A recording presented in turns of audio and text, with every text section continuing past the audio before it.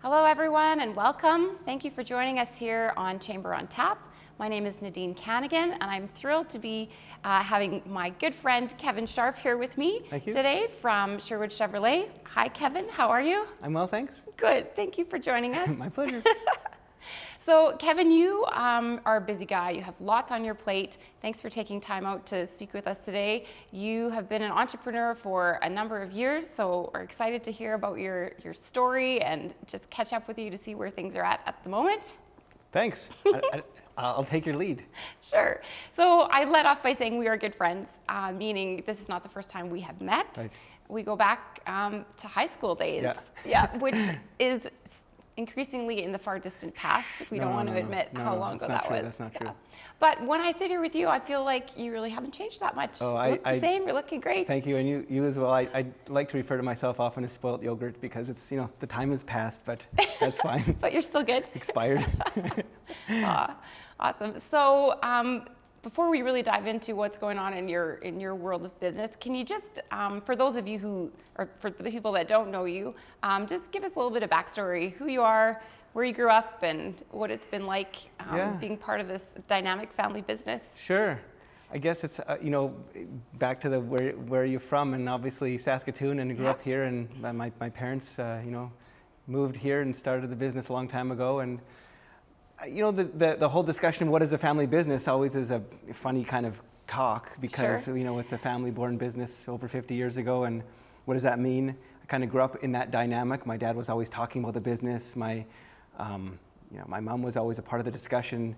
I could go on and on and on about that, and I'm happy to kind of go there where we will go, but sure. There's really not a whole lot to say about really the origins of it from my perspective. Okay. That's really a story that my dad tells brilliantly with a lot of comedy. And I'm highly deferential to what I stepped into. Okay. He really did some amazing things in the business community.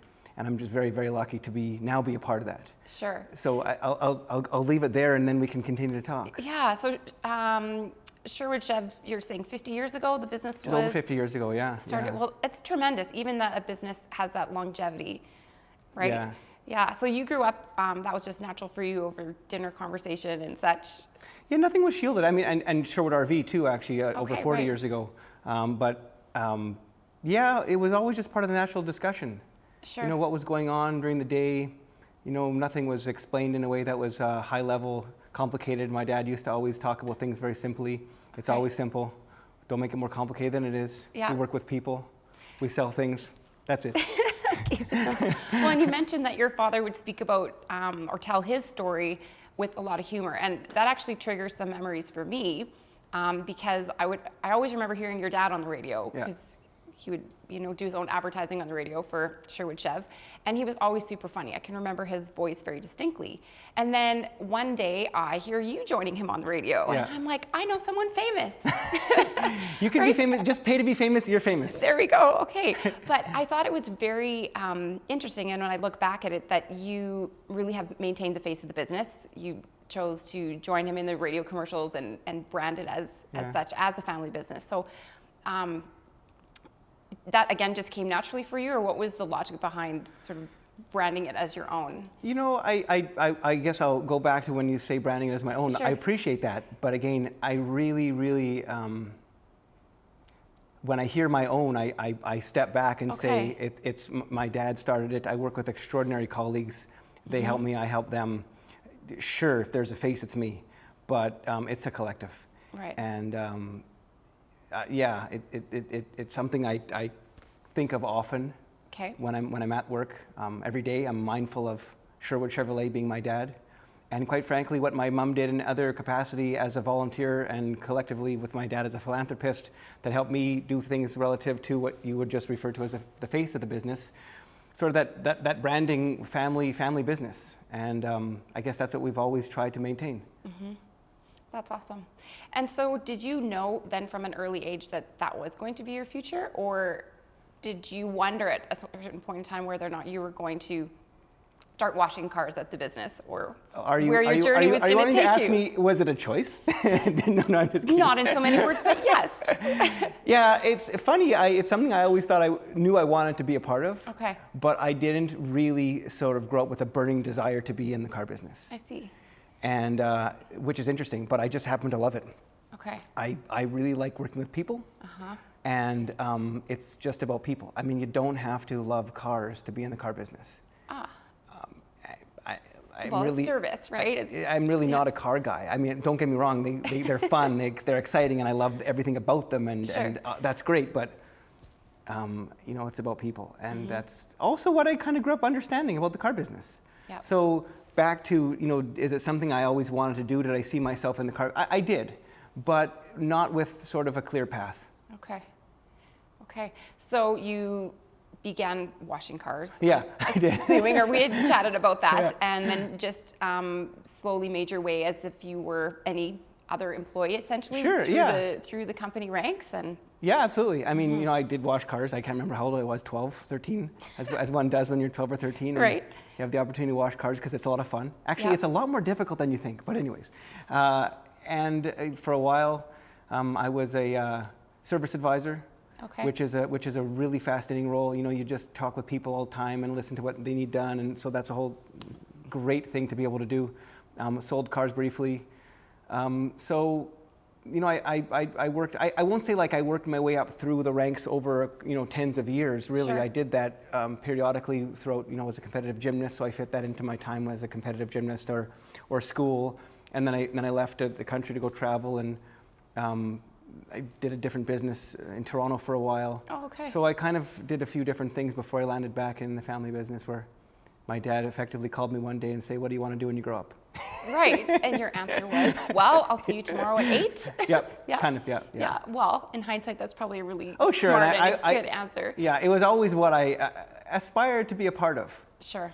I just didn't immediately move to be a part of the car business immediately from university. Right. So how long would you say you have been in the driver's seat then at Sherwood? Oh, you know, several years, a few years. Okay. I mean, but, you know, back to, I guess that's the word used if you're, you know, the owner or whatever, but there are a lot of drivers. And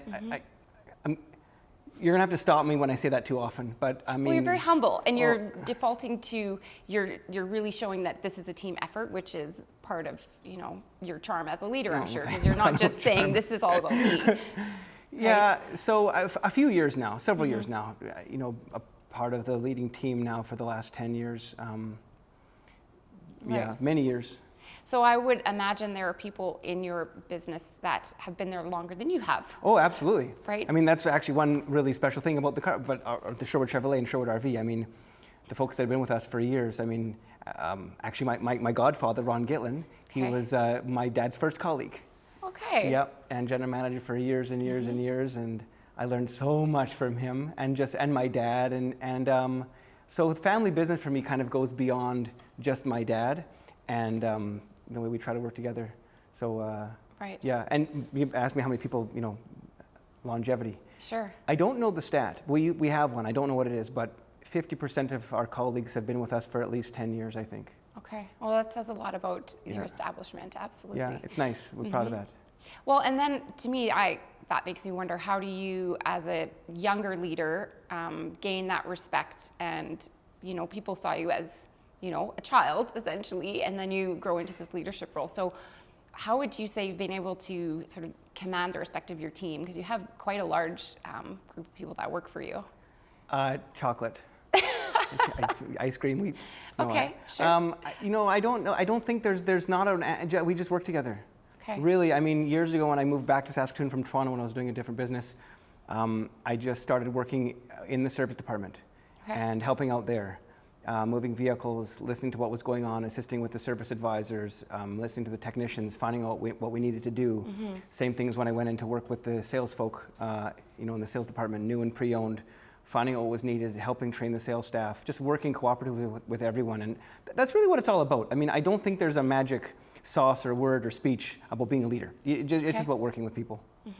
So maybe the fact that you had done a various amount of, or a few different types of positions throughout the company, you can have a bit of a working understanding of what people are going through. And Try to. I mean, you know, Yeah. you try to be as empathetic as possible, but ultimately it's really everyone's day and burden, Right. and it's their own, and you hope to be as aware as possible, but one never can be totally aware. But yep, Sure. yeah. Can we segue for 1 second? I'm just curious as to what your business was in Toronto that you were doing, Sure, if you don't sure. mind. I don't mind at all. Okay. Bioremediation, so I worked to clean up soil contamination, Okay. petroleum hydrocarbons. Uh-huh. So I was highly uneducated in the field of extremely educated folk. Not a bad place to be. Uneducated in my industry, in the field. So I worked with bacteria, I manufactured biological technologies, I made bugs to clean up oil and gas. Did you have education in this background, Nope. or you just said this looks like a cool opportunity to go somewhere else? And Yeah, try no, I something worked with some folks in Saskatoon and kind of moved to Toronto and kind of started focusing on that. Yeah. And I have a sister who lives there, so it was kind Okay. of an idea to go and do something and live in a different city. All the while, I kind of want to say this, not to really forge my own. I didn't really leave Saskatoon or start a new business to escape the shadow of my dad. Sure. Not at all. And Okay. in fact, I kind of want to say that really loudly and clearly. What is cast by my dad and my mom together in her other philanthropic and volunteer efforts is large, and I'm very happy to be in it. I don't ever need to step out of it. So whatever I did was just because I wanted to do it. sure. And so what did I do? Yeah. I made bugs You made and sort of helped distribute them with engineering firms in various environments to clean up oil spills or things like that. So you've mentioned community service and philanthropy a few times. Is that something then now, as a family, you've continued? I bring try into your to. I try personal- to. I mean, you know, that's really my dad was really the business leader and a Okay. real inspiration in that regard. I mean, truly a mind of business that was phenomenal, is phenomenal. I talk with him every day about these kind of things too. Okay. And still, no matter how involved I get, he says things that I've just never even considered. It's extraordinary. Okay. And then my mom did so many things, whether it was volunteering, leading, on local boards, national boards, in the social justice space, in the healthcare space, TCU, arts, Persephone. Wow. Yeah, and so if there's a track that I went on that was an inspiration in that regard, it was my mom, and for business development, my dad, and it is something that's important to me and my whole family. Well, there's not enough of that going on. So the fact that you're speaking so highly of that, there is always room for us to grow, especially as entrepreneurs, to give back a little bit more to our communities. And I hope so. I think so. I think there's probably a lot more happening than we know. At least I want to believe that. yeah, I think a lot of people do things that aren't that they don't promote, don't speak loudly about, which That's is the true. best kind of charity. absolutely. And I believe that happens a lot. I mean, this city is great. I mean, I don't think we can have such a vibrant community without people who care about the community. And I don't think I don't think care is just a feeling. I think it's a Yes. doing. Agree. And I think that's what makes us such a special city. And we've definitely seen a lot more of that happening over the last year, I would Yeah, say, yeah. the doers in our community. And it is refreshing, because that probably is the only way we're going to really move past our current situation, is if we all are just remembering to take care of ourselves, our families, our neighbors. Yeah, Yeah. it's a struggle, isn't it? I guess, you know, this whole pandemic has hit us all over the head in different ways, and no one way necessarily harder than the other, but every person's struggle is very real, and you know, it's a whole different kind of conversation. But Yeah. it's been a real challenge. Well, I was just actually going to say, it sounds, you know, obviously Sherwood Chev would not be 50 years in without its share of obstacles and ups and downs. So I can't imagine that it's always been smooth sailing. I know that there was a point in time for you a few years ago when you almost lost the dealership to a fire. Yeah. Right? So when I'm thinking about, okay, hurdles along the way, that's a pretty significant one. Yeah, well, actually, my colleagues and I would talk about that a lot. Do Actually, you still? So it's still Yeah. a trauma, like front of mind? Or? It's more of a in hindsight. Holy mackerel! Oh, okay. Wow. Okay. Where are we now versus where were we 4 years ago? And you know, 4 years ago, if we were to stare into the future and say we'd be in trailers for a year and a half because of a fire, we'd go through a whole rebuild there. We then have this pandemic where we'd be displaced physically and then emotionally for a long period of time, and how to readjust in terms of what that means for a normal business process. We've been through a lot, but so much of it has actually brought us together. And I think a lot of companies can probably say that too. So look, I'm super proud of Sherwood Chevrolet and Sherwood RV, but I imagine a lot of people in the business community and whatever you're doing, healthcare, business, it doesn't matter. I'm sure these kind of struggles have brought a lot more people closer together within whatever they're doing. Sure. So would your experience of having gone through the displacement of having a fire somewhat prepared you for this? Maybe. It's like, oh, well, now it's just a pandemic. We got through the other. Like, can you speak to how you rallied as a team during that point in time? Because to get a call to say your dealership is on fire and it's bad, what were the steps you took to walk through that? The steps I took literally were actually going to the dealership specifically to that call I received. Was do you have a key? Yes. Can you be there soon? Yes. Okay, how quickly can you be there? 15 minutes, good, because if you're longer, they're gonna have to break the window and get in. Okay, so I actually was with my parents at the time, and I said to my dad, he saw me kind of a little bit probably adjusted physically when I got the phone, and he was like, oh, what's up? I said, I think the building's on fire. He said, oh. So I went over there, stared at the extraordinary fire department. The team was unbelievable, like amazing. The professionalism was mind-boggling. I mean, I felt like I was watching this orchestra of humans move to music that didn't exist except for in their minds on how to handle this emergency response scenario that you only see on TV. Wow. I mean, it was really beautiful, actually, and I felt really safe. I just stood and watched. Okay. Yeah, because I couldn't do anything. Sure, pick up but a fire hose. That almost like makes a person choke up, like just even. Yeah, it was really that, special. imagining. Like it was really. We have amazing police, fire, ambulance services in the city. Yeah. But not a lot of the dealership was spared, or would you say from what it could have been? I don't know. It's hard to answer that question. I guess 2/3 of it was spared, sort of, but the whole front end was smoke damaged entirely. So it was an entire rebuild that took how long, roughly? About a year and a half. I mean, man. yeah, it was a long process. And then so we were moved into trailers for a long time. So because the car business is such a human industry, sort of being without sort of a home is a little more complicated, but we managed. You still had people coming in off the lot or coming to whatever was the trailers. Lot at that point in time? Yeah, front open air showroom, we called it. That's genius. But the fact that you would have built such a rapport with the community and with the city over that time probably was, a real savior to you. Because if you're just Joe, nobody knows over, that's lost a dealership or lost a business, it would have been probably a lot harder to recover. I would imagine. I don't know. I'm sure they would respond to anyone similarly. I mean, but I hope. Oh, just in terms of the public coming and going, we're still going to shop here, even though we don't. I hope so. See. I don't know. I hope so. I mean, if sympathy earns favor, please. But no, it was okay. Really, at Kente, it wasn't a struggle. But that's when it comes back to my colleagues. Like, really, I work with great people. Like, we're all friends and friendly, and it's really fun coming to work. Right. We have our morning meetings, and of course, we talk about what's going on yesterday and what do we do today. But the first few minutes are just, hey, how's it going? What happened? And if there's sports or if there's world news, we talk about it. Right. And then we get on with the day. Yeah. Well, that's important to be able to come to work and have a good, positive team atmosphere. It keeps it happy. And your customers see that. Like, I know, I was just looking at the Sherwood Chev website, and it's 5-star reviews across the board for a number of people. So it says a lot about your mandate at work and the way that you want to project yourself. Thanks. I hope so. I mean, we really try, and it's something we kind of say out loud, just be normal. Buying a vehicle, it shouldn't be stressful. Right. It should be exciting. Of course, it's kind of a threatening experience. There's a lot you're going to talk about as a customer that you don't really know, don't understand.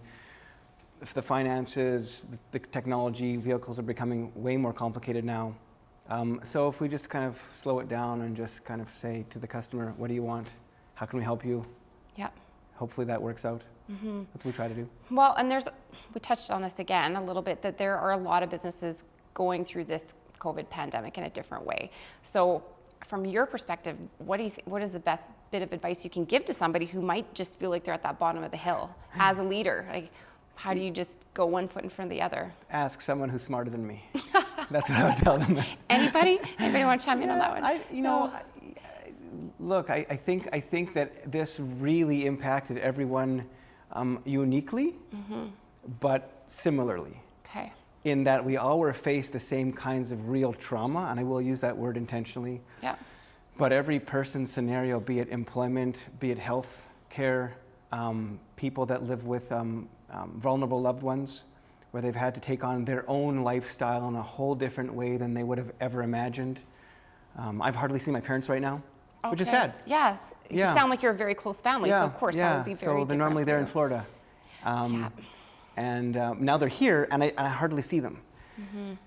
So, you know, I guess the question of what would I say? Do whatever you think is right and safe. This is such a personal virus, such a personal pandemic. And I just hope that they're doing the best they can to work through it. And knowing first for well that we'll get past this, and I don't just mean that in a foolish soundbite kind of way, I'm positive we will. I mean, it's just human nature. And then there's science, and that's happening too. So, you know, that's what I would say. Are there days where you feel like you really have to pick your team up, or is everybody managing to I don't know. find those I ways think to they pick me decompress? up a lot too. I don't Okay. really know. I mean, we Sure. you know, talking about what to do is pretty constant with us. I mean, how to handle this pandemic. It hasn't gone away, and it's not for a while. Although we have the hope of a vaccine that's coming, we're still in it, no doubt. So we talk regularly about what to do, and if there's someone that's feeling concerned, and so we're just a constantly dialoguing pair of folk, Right. a bunch of colleagues. Yeah. Yeah. So you're obviously a very outgoing and social person. So during this time where things are sort of restricted, what are you doing to stay sane, and how are you decompressing and unwinding? Not much, really. No. I mean, that's my answer. Is like I'm sure many people. Sure. You know, what's to do? You know, just try to stay active as best as possible. You know, looking forward to eating. That's fun. Yeah. Sort of. My wife's an amazing cook. Okay. So, you know, and I love to help. Just I want to like stare into the camera and make it known. But Yes. Yeah. you know, I think really this is sort of back to one of those moments in time where, depending how you choose to define safety, however you want to, then that leaves you fewer options to explore any kind of social activity which would have made you happy. And that's me. I'm a social animal. Right. You know that. So what can you do? Yeah. When Well, there's the absence of two-person that? dance parties. I guess There that's you go. just That's pretty much all you can kind do. of the theme, right? Yeah. Well, 1, 2 if you're lucky, I suppose. I always like to ask people in your position when they've kind of looking back, is there something that you're just most proud of? Like most proud of your team? What really gets you in the feels when you think about your team or your situation or where you've come? It's hard to really say that in one word. I mean, I really appreciate everything that they do, we do. They're good people, and we work hard together and respect one another. And you know, I think that's, I'll go into a small story about how we handled, you know, coronavirus leading up to it. You know, everyone is in control of their own health. You know, I don't like to make anyone feel as though that I'm mandating how they have to feel in their body. And leading up to what happened, I hope and I think everyone felt really in charge of their health and safety. Okay. And as we sort of shut down, I think it was done really respectfully and healthily. And so what I'm most proud of, just that I think we're a company that cares about people. Actually, in summary. Which doesn't really say anything about the business, actually, but really when I walk into work, that's But if important that's to me. the heart, if that's the heartbeat of it, then it reflects into everything. It sounds really self-righteous when I go into that. And I don't, because of course, being productive and selling vehicles and servicing vehicles and doing all those things really matter to me. In fact, they're fundamental to actually what we have to do every day Yes. to actually earn, you know, have a business model. We Yeah. can't do anything if we're not selling vehicles and servicing vehicles. But treating people is important to me. So you did close the doors for a while, Yeah. just to give Yeah. everybody time to figure what's going to happen. What does this look like? Yeah, we actually closed before the government. We did it kind of preemptively. Okay. And I say we again on purpose. It was something that I had talked about with my colleagues regularly over the course of the weeks coming to middle of March or end of March, whenever it happened. We just were feeling each other out. What was going on? How was it going? I walked around the store regularly every day, asking people how they felt about things. If you're feeling unsafe here, please go home. It's okay, don't worry, we'll work it out later. If you feel sick at all, go home, we'll work that out. Sure. You know, when we didn't have a whole lot of attrition, so to speak, I mean, everyone really stuck around, not because I think we're being the braver person. Right. It just, I think everyone, I hope to believe everyone felt as though they were in charge of their own health. And in that way, when they felt scared, they could just come to me or anyone else and say, let's talk. And that happened a few times for sure. And I was happy when that happened because I really wanted to honor that. And I was happy, and I think others saw that. And so by the time we closed, it wasn't a real surprise. I see. And I think a lot of people felt good about it in a sense because there was a real terror in the air, you know, at that moment, and for weeks and months beyond that. Sure. Well, I think that really does speak to you as a leader or a mentor, even though you want to probably be humble to that. The fact that your team could come to you honestly and say, like, look, Kevin, I'm just not comfortable being here. Does this mean I'm not going to have a job? Does this mean, you know, once I do get to come back, that is there still a position for me? You know, people would feel like they don't want to leave their other coworkers to do all of that work. Yeah, it's complicating. Yes, said a lot there to kind of dissect or unpack, as they say. Yeah. You know, it is a challenge, right? You know, my hat, the title, the last name always comes with a certain level of, you know, authority, and I recognize that, but I also hope that everyone feels as though that's really just what industry professional puts on roles, but we still just need to talk about things. Right. And I think that's kind of what happened. You know, as we were talking through it, everyone felt really comfortable accepting that this is way bigger than any one of us. And so it didn't matter what your role or what your title was, we could always just talk about it. So do you still have people that you go to regularly for advice, your team? Do you still, when you have dinner with your dad and your mom, you know, talk about daily business just like you would have back in the day? Yep. I mean, I can't tell you, like, you know, at work, really, we talk about stuff a lot. And I talk about things with my dad regularly. He doesn't say, Kevin, this is your thing now. You just he does. deal with it, make your no, choice. He's completely happy to be passive. And quite frankly, no, he was very proud and happy that I'm doing this interview. But he really isn't, you know, he just wants to say, no, I'm not there. You go do That's it. your, yeah. So I'm lucky in that way. My dad's just entirely supportive of what I'm doing. And if he thinks it's a bad decision, he'll say, well, good luck. Okay. Yeah, he's not interfering there. Do you feel that you have a pretty similar leadership style to your dad from what you've seen, or have you taken things in a bit of a different path? I don't really know. I think so. He's helped me understand how to think a lot. Okay.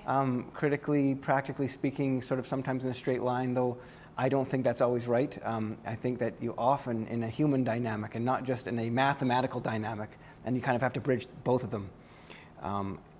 You know, if it's math, we just do 1 + 1 is 2, and 2 + 2 is 4, and so on and so forth. Sure. But when you insert people and you insert customers and problem solving, well, you know, 2 + 2 sometimes equals 3.7. Okay. If it means that there's a happy and then person what do at we the do end. now? Sure. And so, you know, before we go to 2 + 2, you have to go to almost 2 + 1.5, and then add the other 0.2, and then finally you get to 4. And that's what I think is really fun. Sure. There's variables there. Yeah, and you can't not look at things differently, I think. Right. Just have to. Well, that makes me question then your conflict management style, because you're obviously a very happy, upbeat person. So if somebody insists that the answer is 3, but you know it's 4, customer, for example, what's your approach in sort of diffusing situations and It's always mitigating? Look, customers are often right. I'll just say that. Often, okay. Yep. I like that. And so we often make mistakes. So it really isn't just a matter of how to best convince the customer that we're right. I don't enter it, and we try not to enter it like that for sure. Right. It's really what happened, what's going on, and I'll pull back for a second. Even if there's no mistake, it's really just about if we're selling a vehicle. Sure. You know, what do you want? Why are you buying a new vehicle? What's your budget? What are you comfortable fitting into? And people are often threatened with that question because, if I'm going to tell them how much I'm going to pay, well, then they're going to get me. Right. We just need to know, like, a truck can cost $60,000 or $80,000. So, you know, how can we help you? Yeah. And so a certain way to kind of try to approach someone and help them understand we're only there to listen to what they need. Similarly, when they have a problem that we may have certainly caused, what did we do? What's your experience? What happened? Okay. And best thing is just say what happened, and then we go from there. And just try to work with them to find a solution. Are there certain things that you won't budge on then, like whether it's value system or the way that you feel like your staff should be treated by a customer? Because customers are not always, like you said, there's some that are just not friendly. So at some point you have to say, I'm going to maybe lose a sale, but my employee is being, maybe mistreated by this person in the public. And so at what point do you kind of draw the line and say, it doesn't okay. happen very often. Okay, well that's good. Infrequently it happens, Sure. and there are situations where we feel that there's some emotions that are elevated. We really just try to calm it down and just say we'll just talk. Let's just be professional and chat. But that's really rare. Okay. It really is. But I'm not saying it doesn't happen. It hasn't happened. Sure. But I don't. Yeah. Calmer heads will prevail. Yeah. I mean, happy to say it's so rare because I think hopefully we enter any situation where that isn't really inspired to go there. So. Yeah. So you have a very diverse team, lots of departments, lots of people to look after. What would you say your role is then as a leader? Like, what is the thing that you are bringing to keep everybody? I bring the coffee and the wet towels to people. The coffee and the chocolate. My job is to help them do the best job they can. Sure. That's really all that that's as simply as what I want to do. Yeah. I mean, of course, it gets more complicated than that, but at the end of the day, if someone's not doing the job as best they can, ultimately, it's my responsibility to find out why and how I can help, or how someone else can help. Ultimately, if someone's not feeling is supported enough, ultimately it's my role to make sure that that's solved. And whatever that is, so I just really summarize it. Who needs coffee? Who needs coffee? Coffee makes it all better. Yeah. So just to be wrapping up then, what does the future look like for Sherwood Chev? Do you have any different plans? I guess we didn't really talk a lot about the RV division, right? Yeah, that's exciting too, actually, very exciting. We're not maybe traveling to different destinations, but are we getting RVs and people really, lakes? It's true. People have moved from sort of leaving the country to staying in the province or traveling interprovincially safely in RVs. So I'm super proud of what we're doing over there. Okay. So that's really exciting. Sure. Yeah, and that's obviously a nice compliment to Sherwood Chevrolet. Yep. But the future of the business is really, it's an extraordinary time to be, I think, in the world, to be honest. It's so much, it's moving at such a rapid pace, but automotive industry specifically is really changing. Technology is extraordinary. Okay. And I'm lucky. General Motors is really advanced in that regard. Everything from autonomous vehicles to electric vehicles to, they're really moving their image into less a automobile company into a transportation company. I see. And they've got, I certainly, if I say things I sound like I'm an expert on behalf of GM, I'm not, so I better just stop there. And I'm sure all the manufacturers are doing excellent things too. Right. So really that's just where the world's going. But if that's your product and that's what you're selling, it's nice to see them being on the forefront of technology so that you're not feeling you have a disadvantage against any other. No, I feel great about it. Products. Really, it's nice to know that there's a foundation that's being built that's exciting to be on top of or a part of. I heard from others in the industry that they were having a hard time with supply. So it's not like people weren't wanting to buy them, but you maybe during this bit, you were disrupted. Yeah, it's a fascinating thing what happened to the market when the pandemic hit. Okay. And I think a lot of people have this understanding of how the cars are priced or what happens to used car prices and new car prices and what puppet master controls the strings. And really it's the market that moves things. We kind of respond to that. Sure. And what happened was when the pandemic hit, the world shut down. It was, everyone knows this, but things just stopped being produced. Literally people ran away from the table if it was lunch or their job and dropped the pencil and left. And, so vehicles stopped being manufactured. And what happened was when there were no new cars, no trucks, new SUVs, nothing, on all brands, used car prices would go up. Okay. And then there were fewer used cars. Sure. Because everyone was buying pre-owned vehicles. Yeah.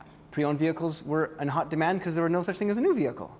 And then that goes up and down just because of what's available and what's not available. So and then with technology, big manufacturers are partnering with other big manufacturers to assist with cost savings because things are getting so much more expensive now.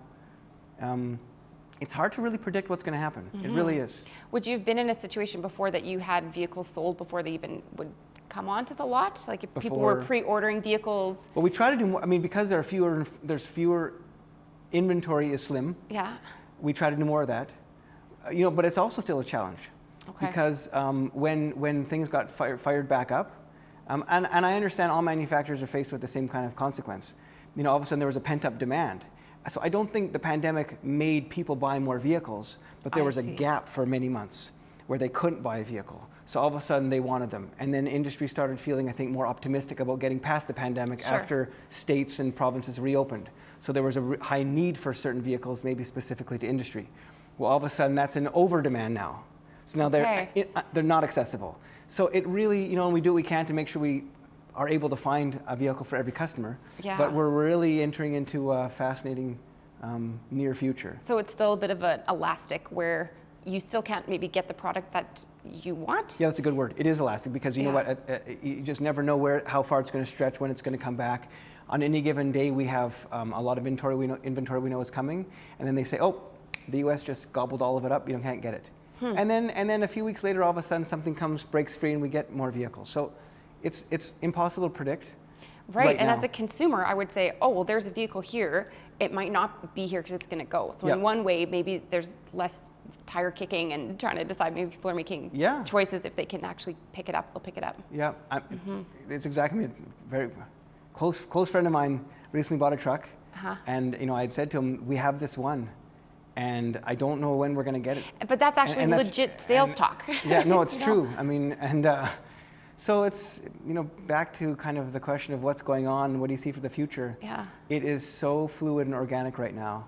And at any given moment, one more technology is going to be gobbled up by another technology that's going to overtake the way that we thought things were happening only 3 months ago. And you know, and I'm as much of an expert as you or anyone else is when it comes to these kind of very high level discussions that GM's having. So I read about it just like anyone else does. In terms of actual self-driving, self-navigating cars, where it's you happening. Just read the paper and have coffee, punch it in. Yeah, I mean, the technology's there. I know GM's doing some extraordinary things with their brand called Cruise and a whole different things, but